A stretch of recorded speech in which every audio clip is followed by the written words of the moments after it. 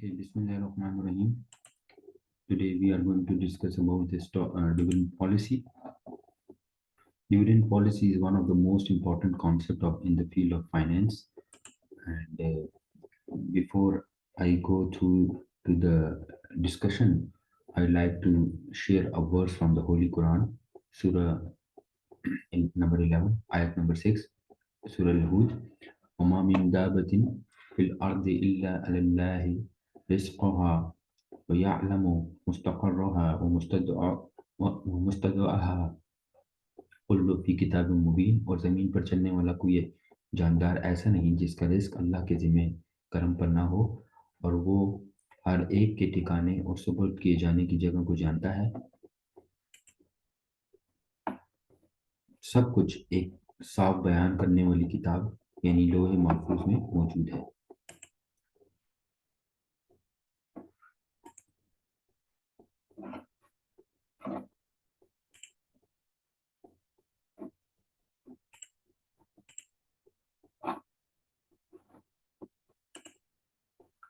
अच्छा, ये हमारा लर्निंग ओवरव्यू है, लेक्चर ओवरव्यू है, सॉरी। और in this lecture we will discuss about the dividend policy, dividend versus capital gain, dividend irrelevant theory, and why investor might prefer dividends, why investor might prefer capital gains, what is the information content or signaling theory, signaling hypothesis भी उसे कहते हैं, and then we will discuss about the clientele effect, and then we will discuss about the residual dividend model and setting dividend policy, and finally dividend stock dividend and stock split.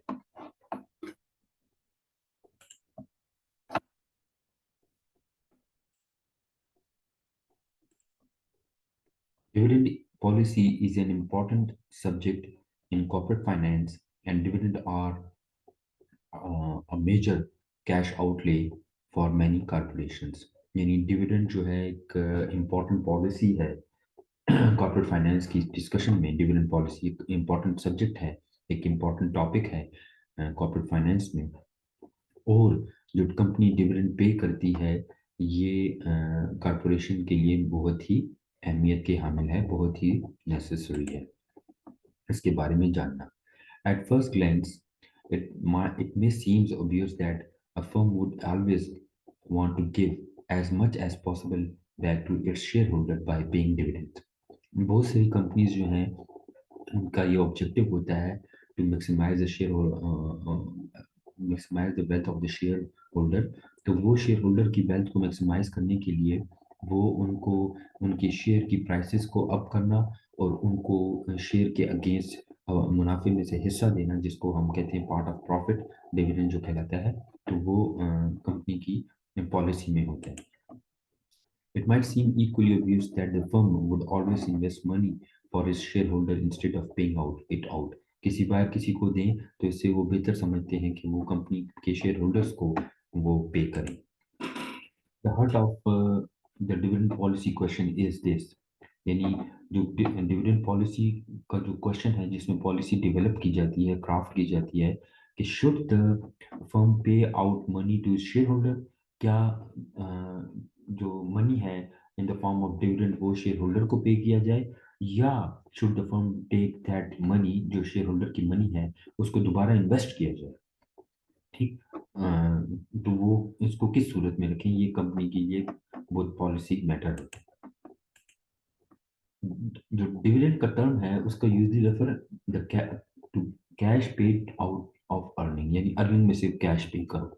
तो किसको pay करो? To the shareholders. The dividend means basically the part of cash, the part of profit paid to the shareholders. If a payment is made from other sources than current or accumulated retained earning, the term distribution is used rather than dividend. ठीक है, हम term क्या use करते हैं? Distribution use करते हैं, ना कि डिविडेंड यूज करें। अगर हमारे मेन सोर्स जो प्रॉफिट अर्निंग है उसके अगेंस्ट कोई और सोर्स है या कोई और रिटेन्ड अर्निंग के थ्रू हम कर रहे हैं तो वो हमारी डिस्ट्रीब्यूशन कहलाएगा, डिविडेंड नहीं कहलाएगा। It is acceptable to refer to the distribution from earning as a dividend and a distribution from capital as a liquidated dividend. तो जो कैपिटल गेन जो हमारा होता है उस पर अगर हम पे करते हैं तो वो हमारा लिक्विडेटिंग डिविडेंड कहलाता है। More generally, any different direct payment by the corporation to the shareholder may be considered as dividend. ठीक, जनरली अगर हम देखें तो जो any direct payment by the corporation to the share holder is considered as dividend और a part of dividend policy.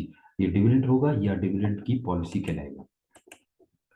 Dividend come in several different forms में dividend पाया जाता है, जिसमें सबसे बुनियादी जो है वो कैश डिविडेंड है।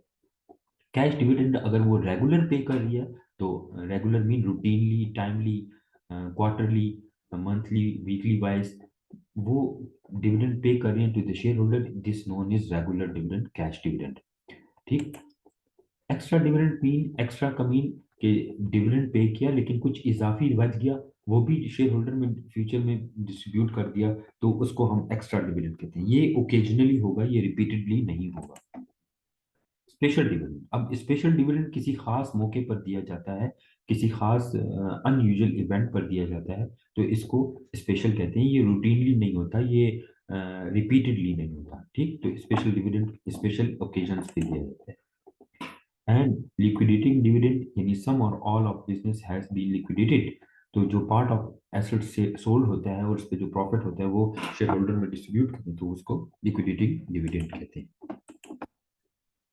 Target payout ratio basically जो परसेंटेज है of net income to be paid out as a cash dividend and should be based in large part of investor preferences for dividend versus capital gain।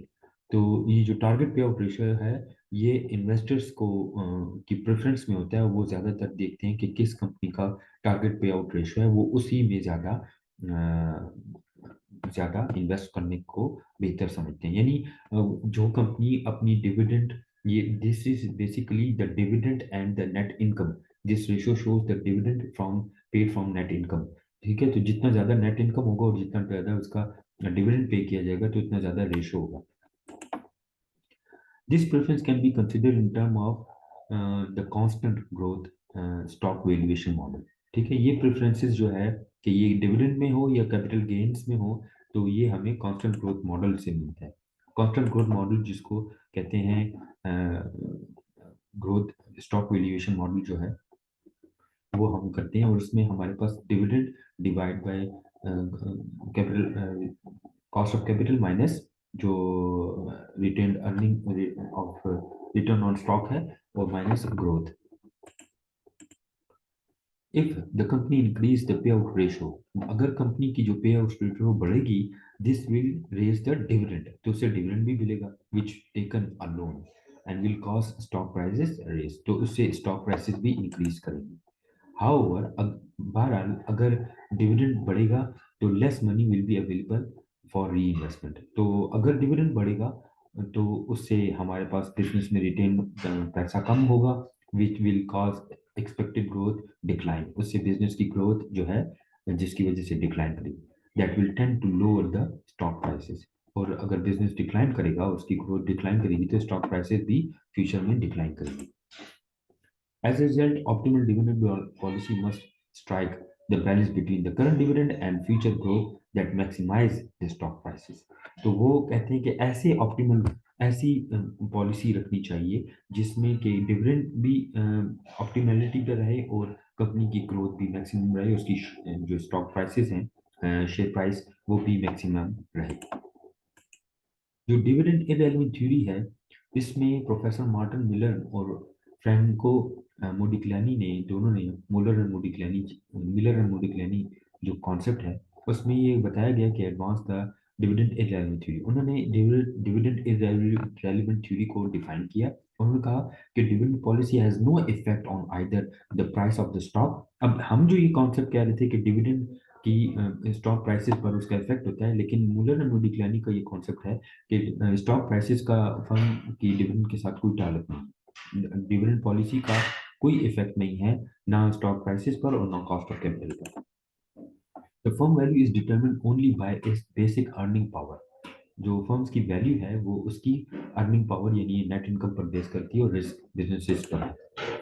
In other words, the value of the firm depends only on the income produced by its assets. जितनी income वो generate कर रहे हैं, net income, net after income जितनी वो generate करते हैं, net income net after tax जो उनका है उसमें डिपेंड करता है, ना कि और उनके एसेट के ऑपरेशंस पे डिपेंड करता है, ना कि उनकी जो स्टॉक्स हैं उनके डिविडेंड्स पे। ठीक है, not income in split between the dividend and retain earnings. मजीद इसमें डिविडेंड इररेलेवेंट थ्योरी में कहा गया है, अज्यूम कर रहे हैं कि no taxes are paid on dividend. जब डिविडेंड अनाउंस करते हैं और part of profit to be paid to the shareholders, तो इसमें टैक्सेस नहीं लगते। नंबर टू, उन्होंने कहा no tax are paid on dividend. Number two, वो कह रहे हैं कि जी स्टॉक कैन बी बॉट और sold with no transaction cost. ना टैक्स है और ना कोई स्टॉक की खरीदो फरोख्त पर कोई ट्रांजेक्शन कॉस्ट है। और कहा एवरीवन, इन्वेस्टर हो, मैनेजर हो, कोई भी हो, वो उसके पास इंफॉर्मेशन होनी चाहिए फ्यूचर कंपनी की फ्यूचर अर्निंग के बारे में। राइट टू इंफॉर्मेशन जिसे कहते हैं, कि उसके पास कंपनी की इंफॉर्मेशन हो। मूलर एंड मोलिकुलरनी ने आर्ग्यू किया that each share holder can construct his और हर ओन डिविडेंड पॉलिसी। वो कह रहे थे कि भाई ये दो जो स्कॉलर्स हैं, ये स्कॉलर्स कह रहे थे कि हर कोई अपनी डिविडेंड पॉलिसी खुद बना सकता है या बनाता है। For example, if a firm does not पे डिविडेंड, अगर कोई कंपनी डिविडेंड पे नहीं करती, कोई कॉर्पोरेशन, तो जो शेयर होल्डर है वो वांट टू अब 5% dividend can create by selling 5% of his stock, his और हर स्टॉक। तो वो अगर उनको डिविडेंड नहीं मिल रही तो वो अपने शेयर स्टॉक 5% फरोख्त कर देंगे, जिन पर वो शेयर्स को डिविडेंड अगेंस्ट नहीं रिसीव करें। कन्वर्सली, इसके बरक्स, अगर कोई कंपनी पे कर रही है डिविडेंड, तो इन्वेस्टर जो है, then investor want, the investor can use the unwanted dividend and to buy additional share of the company. और अगर कंपनी ज्यादा डिविडेंड पे करती है, जैसे ओजीडीसीएल है या कोई कंपनी पीटीसीएल है, वो डिविडेंड ज्यादा पे कर रही है, तो उसके अगेंस्ट उनके शेयर ज्यादा मार्केट में फ्लोट होंगे और लोग ज्यादा खरीदेंगे, क्योंकि उस पर कंपनी का मुनाफा मिलता होगा डिविडेंड की फॉर्म में, तो वो कंपनी ज्यादा इन्वेस्टर शेयर्स को खरीदेंगे। Investor who do not want dividend would have to pay taxes. जो इन्वेस्टर डिविडेंड नहीं चाहते उनको टैक्सेस अदा करेंगे on unwanted dividend, and then incur transaction cost to purchase shares with the effect after tax dividend, because taxes and transaction costs do exist. Dividend policy may well be relevant, and investor may prefer policy that help them to reduce taxes and transaction costs. तो ये कह रहे हैं कि investor who do not want dividend, जिनको dividend की जरूरत नहीं है, would have to pay taxes on unwanted dividend। जो लोग डिविडेंड नहीं लेना चाहते तो उनको टैक्सेस अदा करने पड़ेंगे। ठीक है, देन इनकम ट्रांजैक्शन कॉस्ट, और उनको ट्रांजैक्शन कॉस्ट भी पे करनी पड़ेगी। ठीक, फिर to purchase the share with the after tax dividend, because taxes and transaction cost do exist, वो एग्जिस्ट करती हैं, और डिविडेंड पॉलिसी में वेल बी रेलिवेंट, तो इससे डिविडेंड पॉलिसी बहुत रेलिवेंट हो जाएगी। और investor may prefer policy that help them to reduce taxes and, लेकिन इन्वेस्टर जो है वो ऐसी पॉलिसी को प्रेफर करता है, उसको अहमियत देता है जिसमें कि टैक्सेस कम से कम हो और ट्रांजैक्शन कॉस्ट भी कम से कम हो। In defense of their theory, Muller and Modigliani ने नोट किया that many stocks are owned by institutional investor। institutional investor वो यानी institution दूसरी institutions को शेयर्स को खरीदते हैं। For example, Pepsi Cola company दूसरी कंपनी डेल कंपनी के शेयर्स को खरीदे, ठीक, तो इंस्टीट्यूशनल इन्वेस्टर्स हो गए। एक कंपनी जब दूसरी कंपनी के शेयर्स को खरीदते हैं वो इंस्टीट्यूशनल इन्वेस्टर है, who pay no taxes and who can buy and sell stock with very low transaction cost. For such investor and dividend policy might well be irrelevant।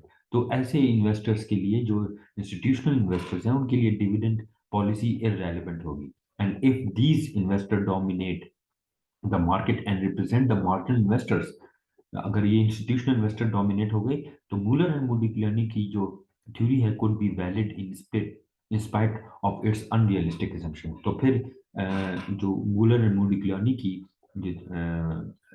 Assumption थी जिसमें no transaction cost and no dividend taxes paid, वो relevant हो जाएगी।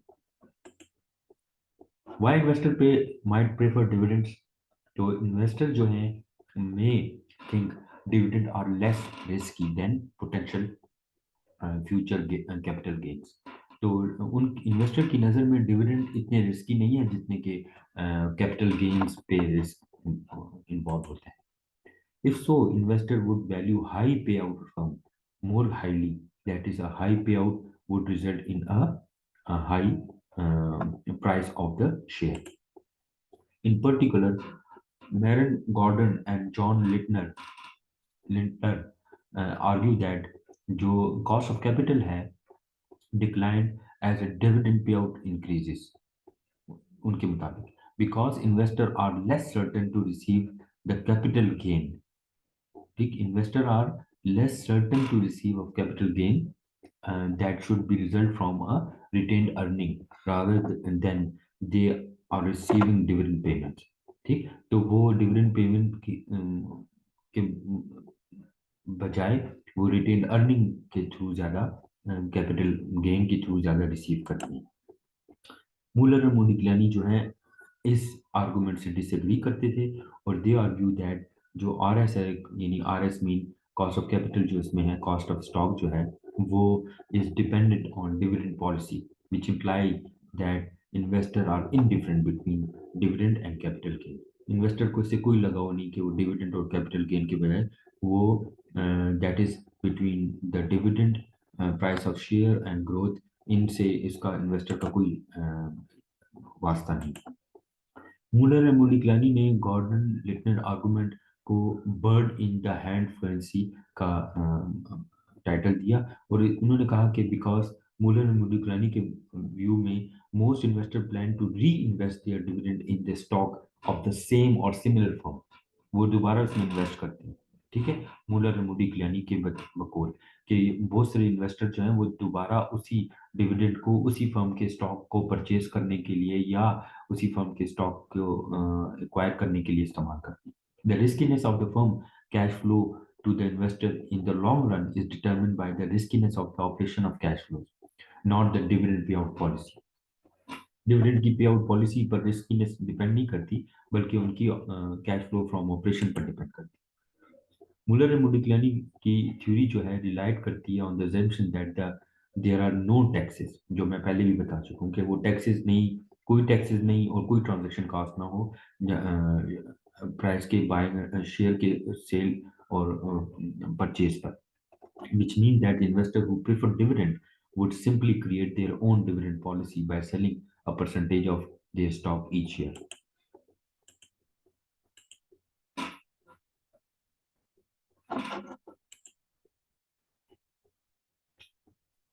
In reality, most investors face transaction costs when they sell stock. So the investor who are looking for a steady stream of income would logically prefer that the company pay regular dividends। हकीकत में ये है कि most investors जो हैं face transaction cost. हकीकत में बहुत सारे इन्वेस्टर जो है ट्रांजैक्शन कॉस्ट यानी शेयर की बाइंग एंड सेलिंग पर ट्रांजैक्शन कॉस्ट पे करते हैं जब वो शेयर को खरीदते हैं या बेचते हैं।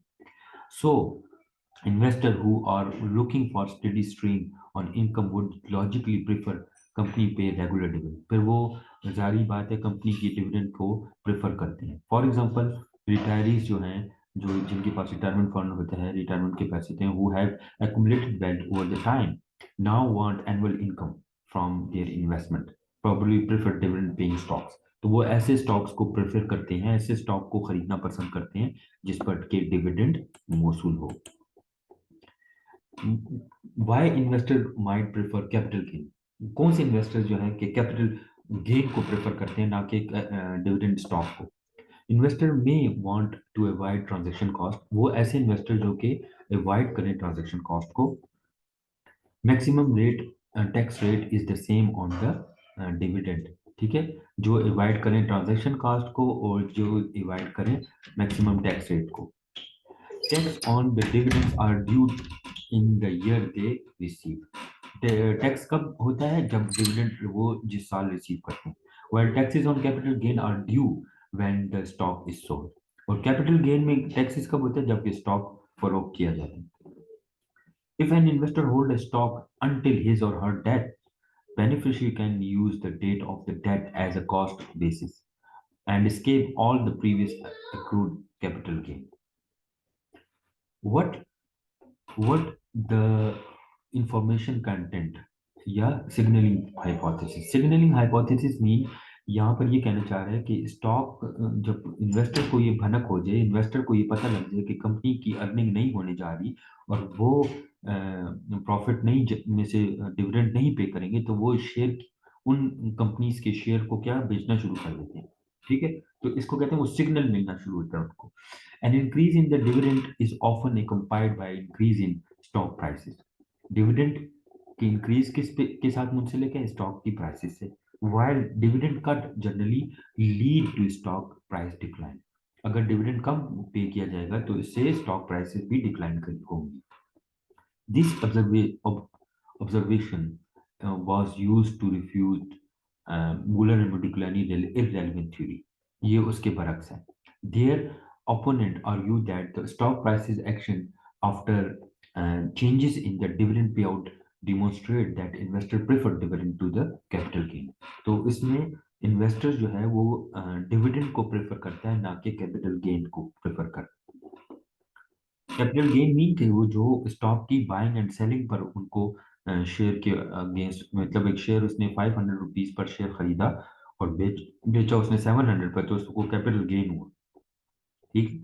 जबकि दूसरे बरक्स वो जो 500 का उसने शेयर लिया उस पर उसको 50 का 70 का पर शेयर जो है प्रॉफिट मिला या उसको मुनाफा मिला, डिविडेंड मिला, तो वो उसको प्रेफर करे. ठीक, तो वो डिविडेंड प्रेफर डिविडेंड हुआ. Muller and Modigliani argued differently. They noted that corporations are reluctant to cut dividends. Corporation reluctant होती है कि वो डिविडेंड पे ना करें, वो डिविडेंड में से मुनाफे में से डिविडेंड ना निकालें. And hence the corporation do not raise dividend unless the anticipate higher earning. जब तक कि उनको पता ना लगे कि अर्निंग बढ़ी है तो वो डिविडेंड अनाउंस नहीं करते फ्यूचर में. ठीक है. Thus, the Muller and Modigliani argued that higher than expected dividend increase is a signal to investor that manager forecast good future earning. अगर वो डिविडेंड अनाउंस करती हैं तो इससे उनकी फ्यूचर अर्निंग का पता लगता है कि जारी बात है कि जब उनको मुनाफा होगा तो वो उसमें से हिस्सा देंगे, प्रॉफिट में से पोर्शन देंगे, प्रॉफिट पार्ट ऑफ प्रॉफिट पे करेंगे टू द शेयर होल्डर्स. अगर उनको ये ऐसा लगेगा फ्यूचर में कि हमें मुनाफा होने जा रहा है तो ये एक पॉजिटिव सिग्नल जाएगा कंपनी की तरफ से. कन्वर्सली अ डिविडेंड रिडक्शन, इसके बरक्स उलट कर दें अगर हम इसको, कि डिविडेंड रिडक्शन हो, डिविडेंड रिड्यूस हो तो smaller than expected increase is a signal that management forecast poor future earning.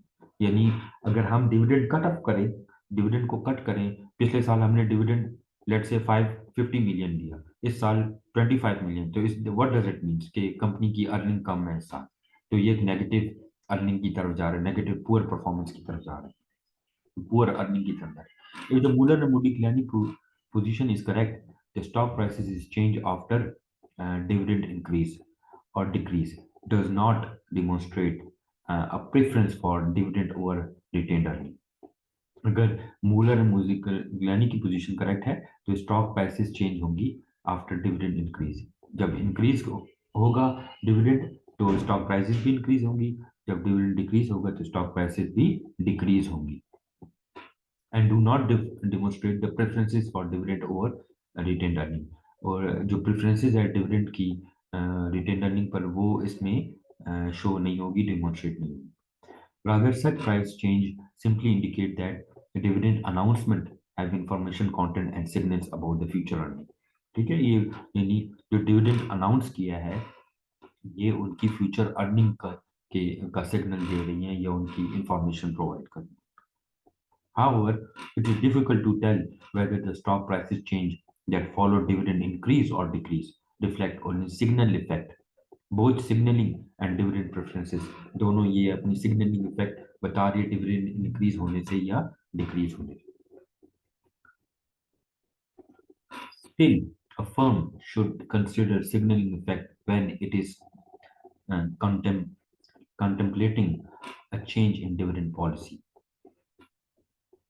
For example, if a firm has good long-term prospect but also has need for cash to fund current investment, it might be tempted to cut the dividend to increase the fund available for investment.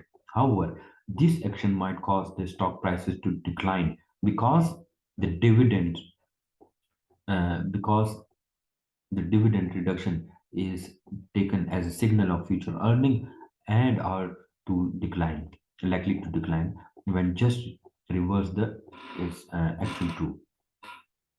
यानी इसमें ये कहा गया है कि sometime ये जो signalling है ये इफेक्ट कंपनी की पॉलिसी को भी रिफ्लेक्ट करता है, और जिसमें ये बताया गया है कि समटाइम कंपनी को फंड्स की ज़रूरत होती है, लॉन्ग टर्म फंड्स की ज़रूरत होती है, तो वो डिविडेंड के बजाय कंपनी इन्वेस्ट करती है अपने प्रोजेक्ट्स में, और जिसकी वजह से ये सिग्नल जाता है कि डिविडेंड पे नहीं हो रहा और कंपनी की स्टॉक प्राइसेस जो है डिक्लाइन करती है।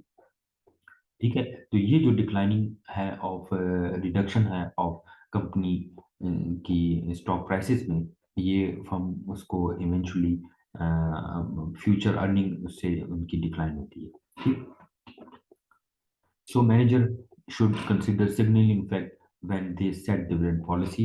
डिविडेंड पॉलिसी को डिफाइन करते वक्त या डिविडेंड को पॉलिसी क्राफ्ट करते वक्त बनाते वक्त उनको सिग्नलिंग इफेक्ट, जो सिग्नलिंग हाइपोथेसिस है, वो भी मद्देनजर रखना होता है कि अगर हम डिविडेंड ज़्यादा शो करेंगे तो हमारी फ्यूचर अर्निंग ज़्यादा, इससे ये शो होगा कि हमारी फ्यूचर अर्निंग ज़्यादा होने वाली है, जिसकी वजह से stock prices goes up or rise, increase, while if we show the dividend जो है हमारी नेक्स्ट कमिंग उसमें कम होंगी, पे होंगी, तो इससे ये रिफ्लेक्ट होगा कि हमारी सिग्नल जाएगा कि हमारी अर्निंग्स कम हो रही है, परफॉर्मेंस कम हुई है, या प्योर पुअर अर्निंग्स जनरेट हो रही हैं as compare to the previous year, जिससे कि डिविडेंड कम पे किया जाएगा, जिससे कि ये तासर मिलेगा कि कंपनी की जो अर्निंग है वो कम हुई है और उनकी स्टॉक प्राइसेस भी डिक्लाइन करेंगी। ठीक है, फिर इसके बाद हम डिस्कस करते हैं क्लाइंटल इफेक्ट। क्लाइंटल इफेक्ट क्या है? बेसिकली डिफरेंट ग्रुप्स, क्लाइंट जो ग्रुप्स हैं, क्लाइंटल्स है, प्लस है of stock prefer different dividend payout policy, वो डिफरेंट पॉलिसी को प्रेफर करते हैं। फॉर एग्जांपल जो रिटायरी इंडिविजुअल्स हैं, या जो पेंशन फंड होल्डर्स हैं, या जो university endowment funds generally prefer cash income, उनको कैश इनकम की जरूरत है, so they often want to the firm to pay out a prefer high percentage of earning. Such investors are frequently in low or even zero tax brackets, and so taxes are to be little concerns। ठीक है, इनके लिए taxes जो है वो little concerns है। On the other hand, the stock holder in their peak earnings year might prefer a reinvestment because they have less need of current investment income, and simply reinvest dividend received after incurring income taxes and brokerage cost, जो इनकी transaction cost है उसके ऊपर। If a firms, अगर कोई firm है retain and reinvest their income rather than paying dividend, the those stockholder who need current income will uh, will be disadvantaged. The value of the stock might increase, but they will forced to go to the trouble and expense of selling off some of their share to obtain cash. On the other hand, stockholders who are saving rather than spending dividends favor the low dividend policy. The less the firm pay out in dividends, the less the stockholders have to pay in current taxes, and the less trouble and expense they must go through the reinvestment there after tax dividends.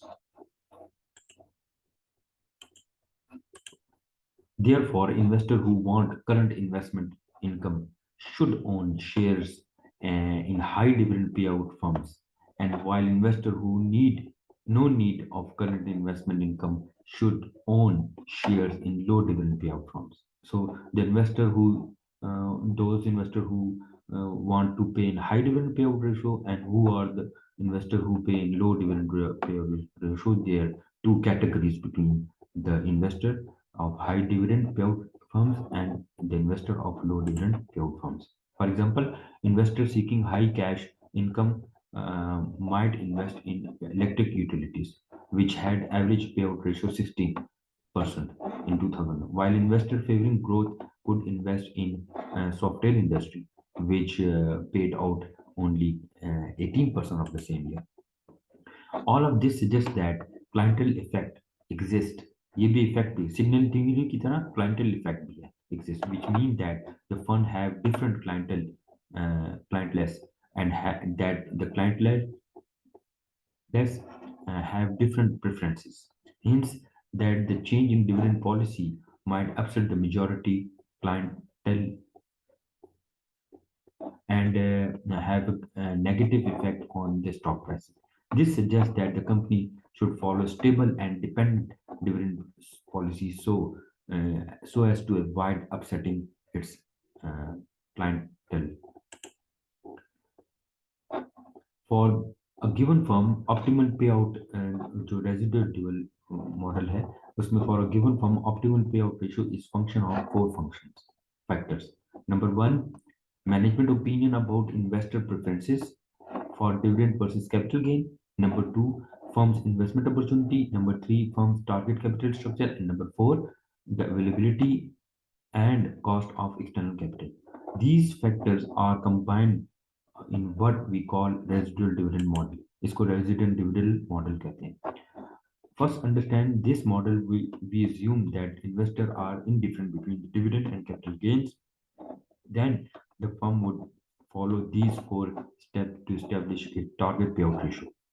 Number one, it determines the optimal capital budget. Number two, give its target capital structure.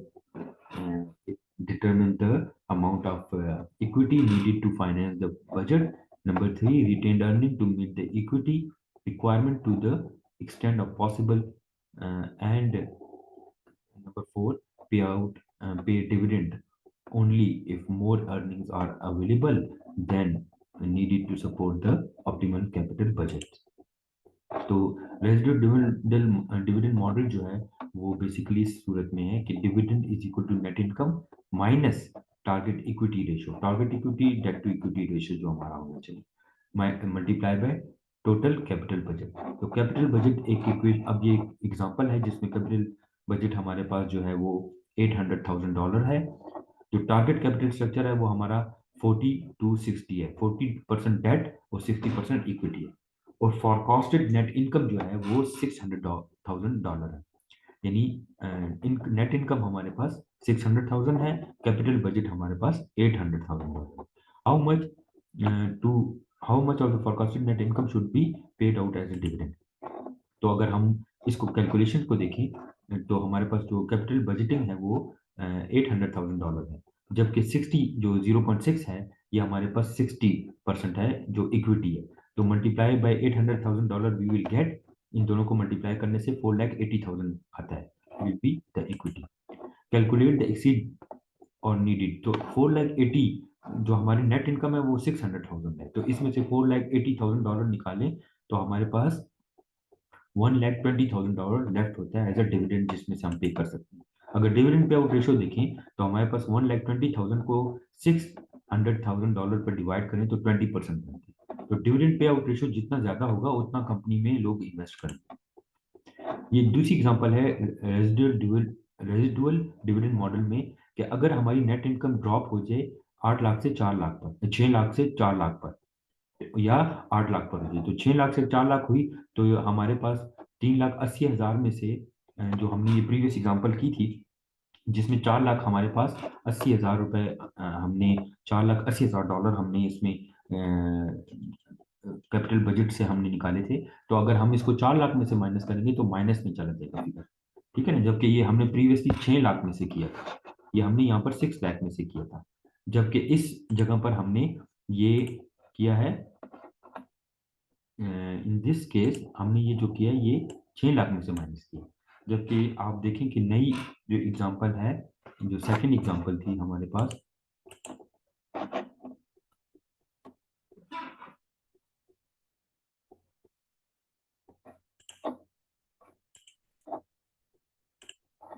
जो दूसरी example है उसमें हमारे पास ये 4 लाख है। तो हमने 4 लाख में से 4 लाख 80 को निकाला तो -80,000 आया। ये माइनस का मतलब फिगर है कि ये हमारी डिविडेंड इसमें से पे नहीं होगा, ठीक है, इसमें इसलिए हमारे पास। अगर हम ये 4 लाख के बजाय 8 लाख करें तो 8 लाख में से 4,80,000 निकालेंगे तो 3,20,000 आते हैं। ये 3,20,000 को अगर हम 8 लाख पे डिवाइड करें तो 40% बनता है, ठीक है, net income. To favor good investor would lead to smaller capital budget, hence higher dividend payout ratio. तो स्मॉलर कैपिटल बजट होगा तो डिविडेंड रेशियो ज्यादा होगा, ठीक। और more good investment would lead to lower dividend payout ratio, और जितनी investment ज्यादा होगी उतनी डिविडेंड पे आउट रेशियो जो है वो कम होगा। डिविडेंड जो variation would also occur in earning fluctuated. Investment opportunity and earning vary from year to year, and strict adherence to the residual dividend policy would result in a unstable dividends. ठीक है, ये unstable एक और example है dividends की, कि T and W dividend payout ratio is 60 million और net income इसमें गिवन है। तो हमारे पास इस केस में आप देखें तो वी हैव दिस केस, हमारे पास कैपिटल बजटिंग जो है वो 40, 70 एंड 150 है, जबकि नेट इनकम हमारे पास 60, 60 और 60 तीनों के लिए सेम है। तो हमारे पास जो क्या इक्विटी था वो 60% था। 60% का मतलब होता है 6.6, तो 6.6 मल्टीप्लाई बाय कैपिटल बजट। तो इसके साथ भी 60, इसके साथ भी, इसके साथ भी, तीनों के साथ 60 मल्टीप्लाई करें तो 40 के साथ 60 मल्टीप्लाई करेंगे 24, तो इससे 24 आएगा। इससे 70 के साथ मल्टीप्लाई करेंगे तो 42 आएगा, और 150 के साथ करेंगे तो 90 आएगा। तो नेट इनकम में से जब 24 को माइनस करेंगे तो 36 आएगा। जब इसमें से ये माइनस होगा तो हमारे पास क्या आएगा, 36। जब 60 में से 42 माइनस होगा तो 18 आएगा, और इसी तरह 90 में से आएगा तो ये -30 आएगा। तो देखें यहाँ पर ये माइनस में और ये दोनों प्लस में, इसको हमने 36 डिवाइड बाई 60 किया तो 60% आया, 18 डिवाइड बाई 60 किया तो 30% आया, और ये नेगेटिव में आ गया। तो इससे हमारे पास ये साबित होता है कि डिविडेंड पे आउट रेशियो जो है हमारा, इसका पुअर जो था उसमें हमारे पास डिविडेंड पे आउट रेशियो ज्यादा शो हो रहा है।